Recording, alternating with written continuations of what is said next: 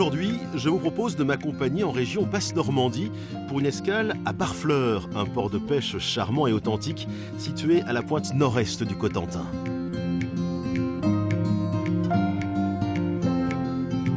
Aujourd'hui, comme hier, c'est le port qui rythme la vie de ce petit village de granit de 640 habitants, et ce, au gré des marées et des retours de pêche. Et si Barfleur a connu diverses fortunes au cours des siècles passés, c'est bien la pêche à la moule sauvage qui fait la renommée et la fierté des Barfleurais aujourd'hui. Découvrons ensemble ce qui nous attend. Nous suivrons Stéphane, l'un des pêcheurs de l'or noir de Barfleur, à bord du Fraval. Je peux vous aider, moi, qu'est-ce que je peux faire? Ah non, on va faire ça avec le treuil, il y a des c'est hydrauliques à bord. pas... Ah non, à la main, ça va pas le faire. Nous accompagnerons des sauveteurs en mer qui, bénévolement, de jour comme de nuit, sont prêts à intervenir en cas de besoin. Et ils sont mobilisables à tout moment, un coup de téléphone, il y a une personne... 24 sur 24, 7 jours sur 7. C'est comme des pompiers volontaires, en quelque Absolument, sorte. c'est exactement la même chose. Hein. Après la mer, c'est dans les airs que nous découvrirons un métier rare, exercé avec passion par Jérôme, un enfant du pays, celui de photographe aérien. Ça, c'est le paramoteur, une sorte de mobilette désert. De retour sur la terre ferme au plus près des Barfleurais, nous célébrerons en chanson la culture maritime.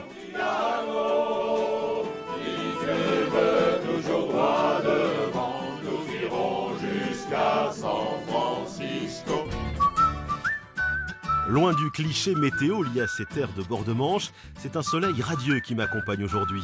J'ai rendez-vous ce matin avec Eliane Deville, très au fait de l'histoire de Barfleur. Elle s'est proposée de me résumer plus de 1000 ans d'histoire. Bonjour Eliane.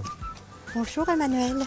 On est au port de Barfleur, là, devant le port. Oui. J'ai entendu dire que les Vikings étaient venus ici, c'est vrai ça? Oui, les Vikings sont bien venus à Barfleur. C'est à quelle époque, ça, à peu près? 10e siècle. D'accord, donc 900 et quelques. 900 et quelques jusqu'à début du 11e.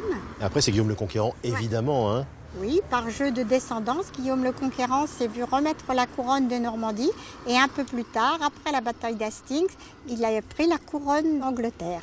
Duc de Normandie, roi d'Angleterre, il a participé évidemment à l'essor de Barfleur parce que Barfleur c'était un point de passage en quelque sorte avec l'Angleterre, c'est ça? Oui, si je peux me permettre, Barfleur était le premier port transmanche. Et oui, c'est ça. Les passages, embarquements, débarquements pour l'Angleterre se faisaient à partir de Barfleur. Et là c'était Barfleur, un énorme essor, il y avait beaucoup plus d'habitants qu'aujourd'hui. C'était l'apogée du port, à peu près 9000 habitants, ah oui. 12e siècle. Plus de 10 fois plus qu'aujourd'hui, quoi, en fait. Hein. Plus de 10 fois, ouais. Oui. Au fil des siècles et des années, Barfleur a retrouvé, avec plus ou moins d'importance, des périodes très fastes, moins fastes, pour arriver à aujourd'hui à une période très faste avec la pêche aux moules. Avec la pêche aux moules, on verra ça tout à l'heure, effectivement.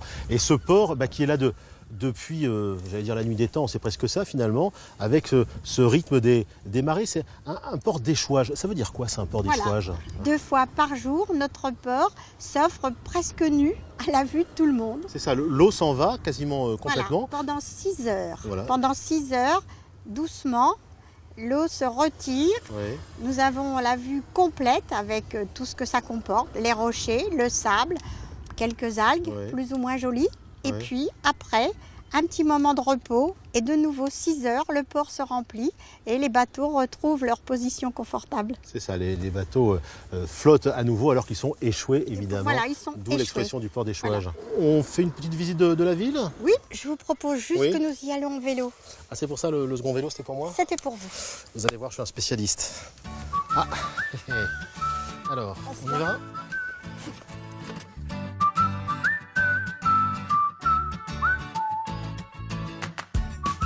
Et c'est juste derrière le port qu'Eliane me fait découvrir le patrimoine architectural de Barfleur. Eliane, on est rue Saint-Nicolas ici à Barfleur. Qu'est-ce qu'elle a de spécifique cette rue? Emmanuel, s'il y avait une rue que je devais absolument vous faire voir aujourd'hui, c'est la rue Saint-Nicolas. Ah bon, pourquoi? Qu'est-ce qu'elle a de particulier? D'abord, c'était la rue où habitaient une grande partie des pêcheurs, vers la fin du 19e, un petit peu avant même. Et surtout parce que cette rue a, vous levez un petit peu les yeux, a un patrimoine extraordinaire, surtout au point de vue toiture. Pratiquement 80% des toitures de cette rue, même si certaines ont été refaites un petit peu différemment, toutes ces toitures étaient d'abord en chaume et après Le chaume a été remplacé par ce qu'on appelle les toitures en pierre de Tour-la-Ville en schiste vert. D'accord, c'est de la pierre en fait sur les toits. C'est de la pierre, c'est très résistant, ouais. ça dure presque 200 ans.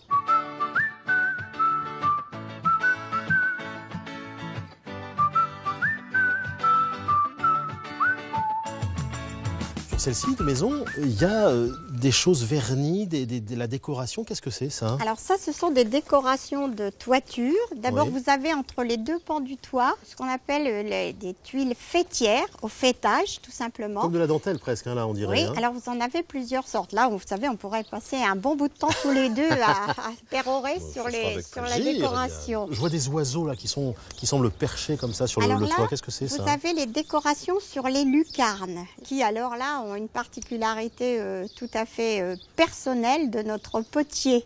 Ah, c'est un potier local ici à Barfleur qui a fait ces décorations. Oui. Au départ, des toitures, c'était des bulbes, des espèces de grosses boules qui venaient orner les épis de fêtage. Sont apparus les pigeons. Et puis après, avec un petit peu de fantaisie, voilà, on s'est retrouvé avec des chats, des poissons, des fleurs, voilà. On continue la balade, Eliane? On continue la balade. Allez, on remonte sur les vélos et hop, c'est parti. Je vous laisse passer devant, comme ça je vous suis.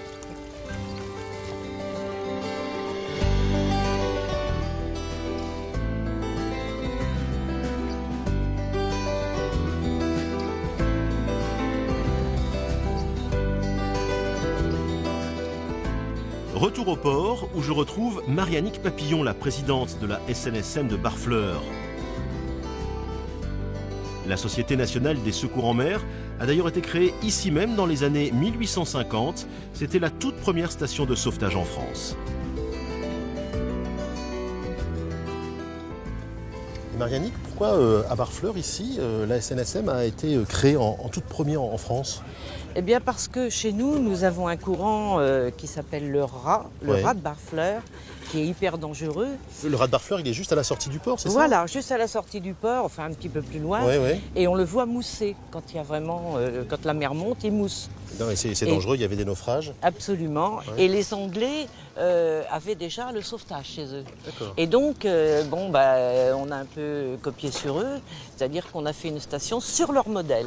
Et le premier canot, ça a été l'Othello. D'accord. Alors aujourd'hui, l'Othello, c'était il y a longtemps. Maintenant, longtemps. donc c'est l'amiral de Tourville. Votre mari en a été le patron, c'est ça, pendant quelques temps. Oui, c'est ça, oui. Pendant 24 ans. Voilà, maintenant c'est votre fils qui dirige ça. Maintenant, c'est Stéphane. Et ce qui est important, c'est qu'en fait, toutes les personnes, que ce soit le patron du canot comme les autres marins à bord, ce sont des bénévoles en fait. Absolument. Bon, ils ont chacun leur métier. Il y en a qui sont retraités, il y en a qui sont encore en activité. Et bon, voilà. Ils sont mobilisables à tout moment, un coup de téléphone, il y a une personne... 24 sur 24, 7 jours sur 7. C'est comme des pompiers volontaires en quelque Absolument. sorte. C'est exactement la même chose. Donc, dès que la sonnerie du téléphone, hop là, on s'habille vite fait et on part. Et on part en mer donc pour aller faire des sauvetages. On a 20 minutes pour regagner le bateau au maximum. En général, c'est ça. Il y a beaucoup de sorties chaque année. Ça représente combien de sorties pour aller comme ça essayer de sauver des gens? Une douzaine à peu près. Une douzaine. Il y a des années où il y en a 20, mais bon, ça diminue de plus en plus. J'ai l'impression que les gens deviennent de plus en plus prudents. C'est plutôt une bonne nouvelle en même temps. Voilà. Alors des sauveteurs bénévoles, la SNSM, ça ne vit que des dons, que des particuliers qui peuvent comme ça donner de l'argent à cette entreprise, c'est cela? Absolument. Et bon, les gens qui utilisent la mer devraient d'eux-mêmes penser qu'ils peuvent avoir besoin à un moment ou à un autre de la SNSM. Et c'est déductible des impôts en partie. En plus. Il faut le rappeler. Ce qui n'est pas négligeable. Allez, je vais à bord, je vais retrouver Mimi, Michel, votre mari? Oui, Mimi, il doit être par là, je l'ai vu. Bonjour, ça va? Bonjour. Ça va?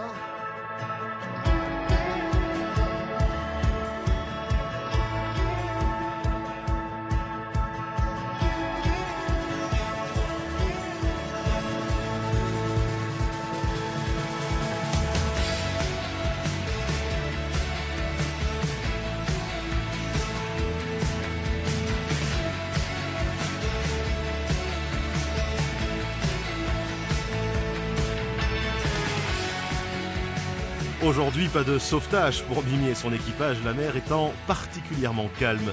Du coup, ils m'ont proposé d'aller à la rencontre de Stéphane Papillon, le fils de Marianique et de Mimi. C'est le patron de l'un des 60 chalutiers autorisés à récolter la moule sauvage de Barfleur, qu'on surnomme l'or noir. On l'appelle ainsi depuis la découverte, à la fin des années 60, d'immenses bancs naturels au large de Barfleur, un véritable trésor synonyme d'un nouvel essor économique pour le village et ses habitants.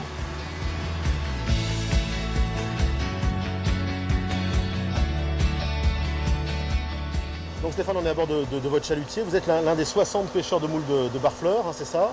Oui. Cette moule de Barfleur qui est un peu particulière. Expliquez-nous pourquoi. C'est une moule qui s'élève toute seule. Je veux dire, on ne la sème pas. Nous, on est là juste pour récolter la nature. Moule sauvage. C'est une moule sauvage, c'est complètement sauvage. On ne touche à rien. C'est-à-dire que là, sous nous, il y a des bancs de moules. C'est la nature qui les a mis là, comme ça. Et de saison en saison, on retrouve toujours les moules au même endroit, c'est ça? C'est ça, tout à fait. On trouve les moules au même endroit. On a 6 gisements. Hein. On part de Barfleur jusqu'à la côte du Calvados, la côte de Grand Camp. Et ça fait combien de tonnes par an qui sont relevées ici? Sur la production entière des 60 licenciés, 9 000 tonnes à peu près. Et donc la technique de pêche de cette moule de Barfleur, ça se fait avec quoi? Avec une drague. Donc la C'est quoi drague, une drague? c'est l'instrument qui est derrière nous là. Ah, c'est le gros filet qui Voilà, va quoi? c'est un filet, voilà le triangulaire qui est devant nous avec la poche derrière pour récupérer les moules. Comme une grosse épuisette en fait. Ouais, c'est ça. Avec une lame qui frotte le fond et qui récupère les moules derrière. Et après on commence à trier. C'est ça, avec tous les détritus, parce qu'on racle le fond, il y a des cailloux, il n'y a pas que de la moule, hein, c'est clair. Hein. Alors c'est quand même très protégé, hein, la moule de Barfleur, il y a quand même des contraintes, des choses comme ça, sur la taille, des choses comme ça, non? C'est ça, oui, la taille marchande est de 4 cm.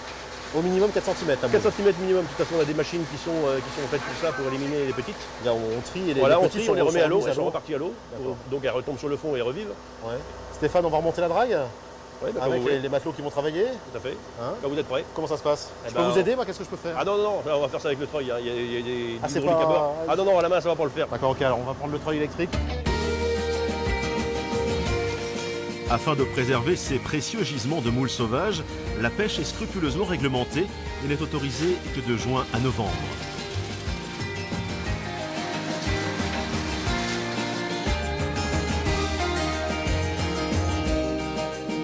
Essentiellement consommée dans la région normande, cette blonde de Barfleur, comme on l'appelle, est rapidement débarquée au port avant d'être expédiée. Les amateurs apprécient particulièrement cette moule, belle, blonde et sauvage, comme le dit la publicité.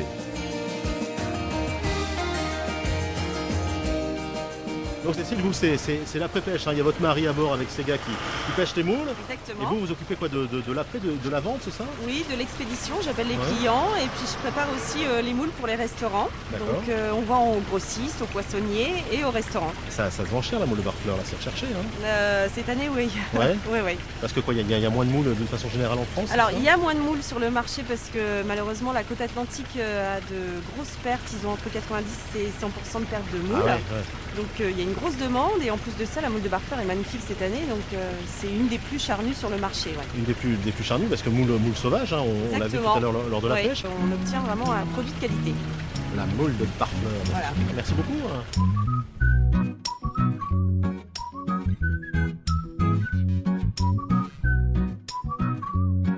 Nous sommes toujours à Barfleur, dans la pointe nord du Cotentin. Et quand vous y viendrez, il vous faudra absolument prendre le temps de sortir du village et emprunter les kilomètres de sentiers côtiers qui serpentent entre bocage et mer et qui vous donneront accès à de magnifiques plages.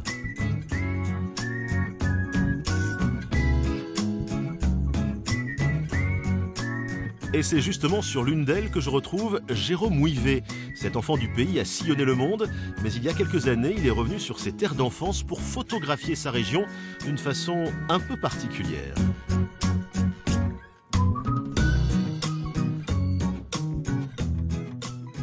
Alors Jérôme, c'est ça le paramoteur? Ah oui, voilà. Ça, c'est le paramoteur, une sorte de mobilette désert. Mobilette désert, ça vous permet donc de voler sur toute la région, c'est ça? Oui, en fait, ça me permet de décoller un petit peu de n'importe où, d'un champ, d'une plage, et de pouvoir voler assez librement et de photographier. Alors voilà, parce que votre boulot, c'est photographe en fait, hein? Oui, moi je suis photographe de mer à la base, et puis je me suis vraiment spécialisé dans la photographie aérienne. Et alors donc vous photographiez tous les environs, donc Barfleur, mais tout le Cotentin, hein, c'est ça? Barfleur, c'est mon petit coin de paradis, donc c'est vrai que c'est un petit peu le coin que j'aime bien photographier, c'est l'endroit où j'aime bien me retrouver, mais je photographie l'ensemble du Cotentin, de la Normandie.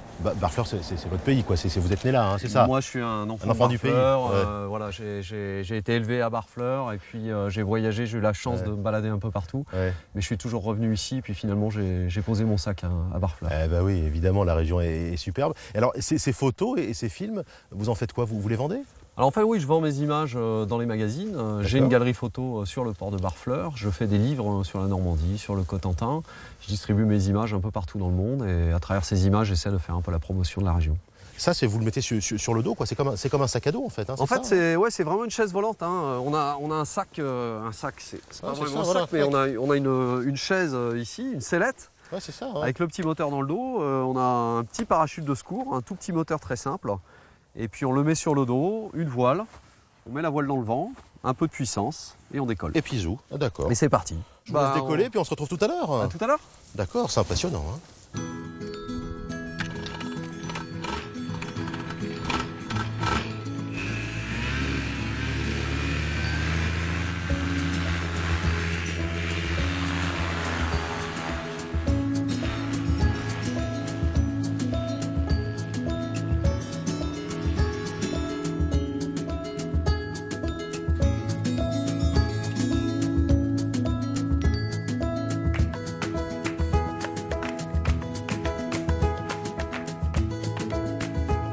Comme Jérôme ne peut pas prendre de passagers, ce qui m'arrange plutôt, c'est à pied que je rejoins l'impressionnant phare de Gatteville, situé sur la pointe de Barfleur. Inauguré en 1835, il est ouvert au public depuis une quinzaine d'années. C'est devenu véritablement un site touristique. Je retrouve justement Stéphanie Moitié, qui est l'une des guides de ce phare.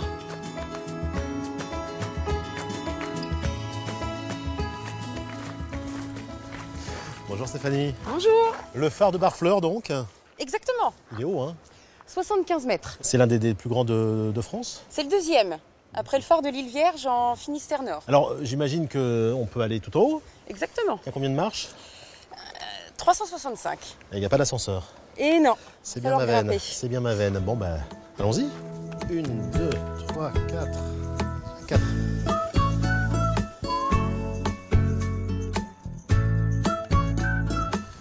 Pas trop vite, hein, Stéphanie.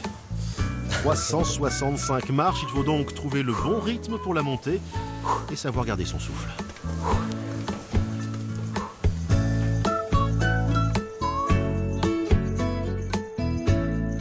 « 365 marches, une formalité pour moi, quitte à tomber la veste. Même pas mal. » Ah oui.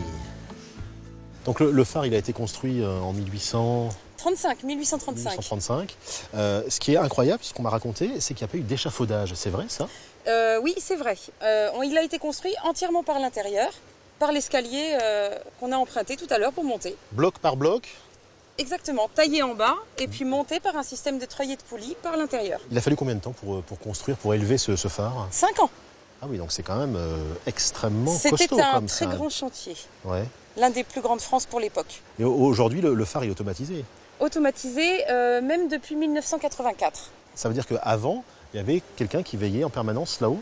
Sur le feu, oui. Il montait le soir, il faisait sa veille et puis il redescendait le matin. Alors quand on dit le feu, c'était pas un feu de bois évidemment, c'était quoi? C'est électrique, c'était quoi? Un système de lampe à huile au départ, ouais. Et puis après on a eu l'électricité dès le début 1900. Avec un système en fait de dynamo qui était entraîné par une machine à vapeur. Et alors là, quand il y a des tempêtes, parce que ça arrive quand même qu'il y ait des tempêtes comme ça dans le Nord Cotentin, les vagues, elles viennent s'écraser comme ça sur le phare? Comment ça se passe? Non, nous pas du tout. On est vraiment bien protégé par le rocher qui est un petit peu plus haut que la mer.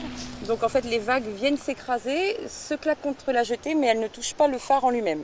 Parce qu'on a vu en montant là, les 365 marches, l'épaisseur en tous les cas en bas, c'est quand même des murs qui sont énormes. Ça fait quelle profondeur? Alors, à la base 2,60 m, ouais. En haut 1 mètre, mais c'est surtout fait pour résister au grand vent. Ah, parce que là, ça peut souffler très fort? Ça peut souffler très très fort. Cet hiver, on a enregistré jusqu'à 160 km/h. Ah oui, donc effectivement, il vaut mieux que ça résiste. Ouais.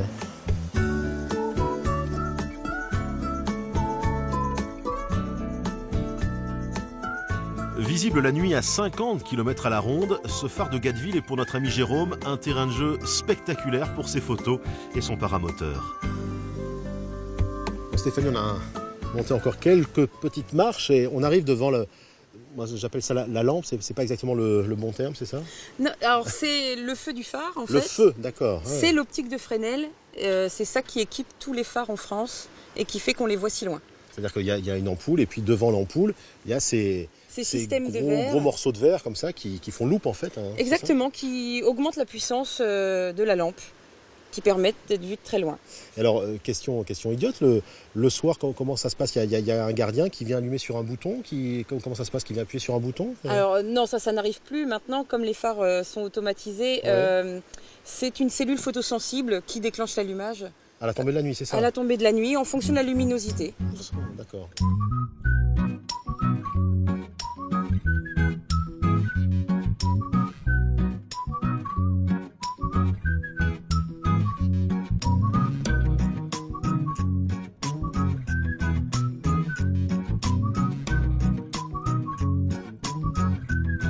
Si la pêche au moule, c'est l'affaire des professionnels, en revanche, tout le monde peut s'essayer à la pêche à la crevette. Enfin, encore faut-il avoir la méthode.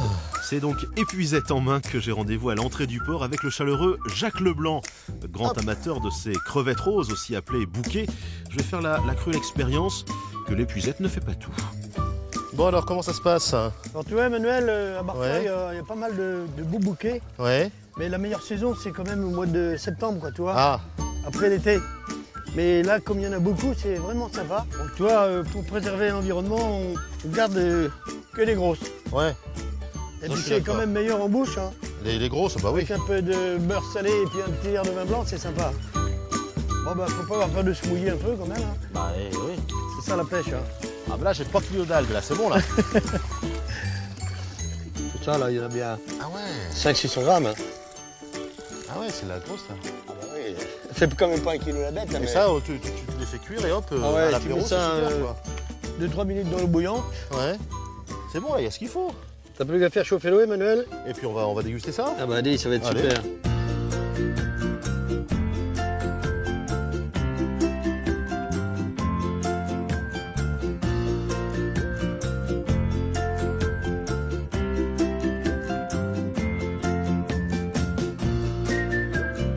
Retour au port pour rencontrer l'une des figures de Barfleur, à savoir Odile Chardon. J'ai rendez-vous avec elle dans son fief, le Café de France, un restaurant dont elle a longtemps été la patronne et qui est désormais dirigé par son fils Olivier. Oui. C'est vraiment un lieu incontournable quand on vient à Barfleur. Hein, c'est pareil, oui. Ouais. On est chez vous en fait. Oui, bah bien sûr. Vous êtes né ici, oui. C'est ça? Moi je suis née ici, je suis née dans la chambre où je couche en ce moment. Juste là-haut? Tout à fait, je n'en ai jamais bougé. Du café? Oui. Ah oui, donc c'est une affaire familiale depuis longtemps. Oui, tout à fait, bah, depuis 1901, l'année où mon père a créé l'affaire. Et puis ensuite, maman a repris. Ouais. Ensuite, j'ai repris avec mon mari. Oui. Et puis depuis, j'ai laissé la main, depuis quelques années, à mon fils Olivier. Voilà. Le fiston Olivier, bonjour. C'est moi qui ai récupéré c'est bien l'empire familial. Une belle affaire avec des spécialités. La moule de Barfleur, la moule de Barfleur, les maquereaux de maman. Oui, parce qu'à l'époque, c'était mon mari qui venait pêcher à la côte. Là. Et donc, j'ai commencé à faire ces maquereaux. Et depuis, c'est resté l'habitude. On vend les maquereaux marinés. Les maquereaux et puis la blonde de Barfleur. Cette moule superbe. Incontournable. Ça, c'est incontournable avec différentes façons de la préparer. J'imagine. Ah bah bien sûr. Oh. Comment on fait? Il y a la façon. Ah ça je ne le dirai pas. Là, on ne le dit pas. Hein. Ah oui, bien sûr. C'est le secret du café. Bien, pas la peine d'insister. Odile ne lâchera rien, un secret qu'ils ne sont pas prêts de révéler.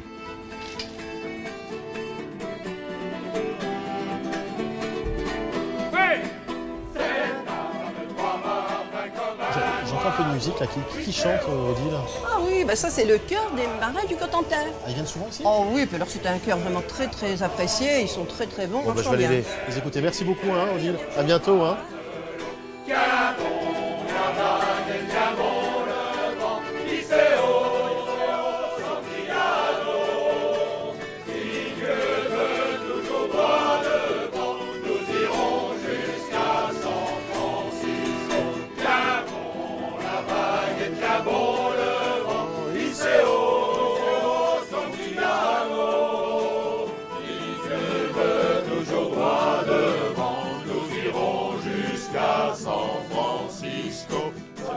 Histoire de se balader, c'est déjà fini. Je vous invite maintenant à venir découvrir par vous-même ce beau et attachant village de Barfleur. Ce sera aussi l'occasion de déguster ces fameuses moules.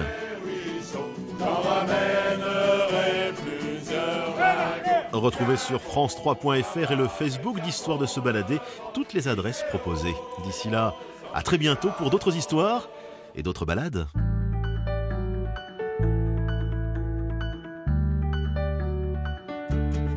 Ah là, c'est parfait, c'est pro ça. Si on les laissait tomber là. Allez, soyons fous, on part, on va vivre notre histoire à tous les deux. Et là, je regarde un peu, je te fais tourner ça. Maintenant, je vais vous chanter le petit vin blanc, c'est gai. Et cette circonstance.